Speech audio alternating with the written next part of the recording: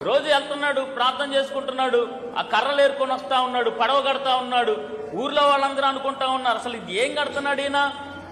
అప్పుడు నోవాహు సువార్త ప్రకటిస్తా ఉన్నాడు. ఏంటి అయ్యా, ఒకానొక రోజు జలప్రళయం రాబోతా ఉంది, ఇదంతా కూడా నాశనం కాబోతా ఉంది, మనందరి కోసం ఈ ఓడ నిర్మిస్తున్నామంటే అందరూ కూడా నవ్వుకున్నారండి. నిజమే, నోవాహుకి దేవుడి స్వరం వినపడతా ఉంది. అయ్యా, జలప్రళయం రాబోతుంది అని చెప్పి దేవుడి యొక్క కృపణ పొందుకొని నోవాహు దేవుడి స్వరాన్ని విని ఆ ఓడ నిర్మిస్తా ఉన్నాడు. మరి భార్య ఏం చేస్తుంది? కూరగాయలు కొనడానికి నువ్వు బయటికి వెళ్తేనే ఏడున్నావు, చికెన్ తేయడానికి బయటికి వెళ్తే ఎంతసేపు పోతున్నావు, బయటికి బెరుగుల మీద కూర్చుంటే ఎంతసేపు నీ కోసం చూడాలి, రావా ఇంటికి తొందరగా, నీళ్లు పోసుకోవా, అన్నం తినవా, ఇట్లా ఉంటాయి డైలాగులన్నీ కూడా. కానీ నోవాహు ఆ కర్రను తీసుకొని వస్తుంటే ఎందుకు తీసుకొస్తున్నావు అని అడగలేదు, ఏం నిర్మిస్తున్నావు అని అడగలేదు. భర్తకు విధేయురాలుగా నిలబడి ఆయన ఏ పని చేస్తున్నా దేవుడి చిత్తం అని చెప్పి తల వంచిందండి. స్తోత్రం కలుగునుగా.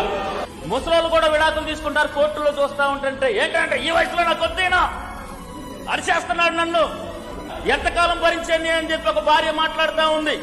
60 సంవత్సరాల వయసులో, 50 సంవత్సరాల వయసులో నాకు ఈ భర్త వద్దు. కానీ 120 సంవత్సరాలు కూడా ఆ ఓడను నిర్మిస్తా ఉంటుంటే ఎందుకు నిర్మిస్తున్నావు, ఏమి వినపడుతుందని చెప్పేసి ఒక్క ప్రశ్న కూడా వేయకుండా భర్త ఏది చేస్తుంటే ఆ అడుగు జాడలో నడిచింది ఆ తల్లి. స్తోత్రం కలుగునుగా. Download ShareChat.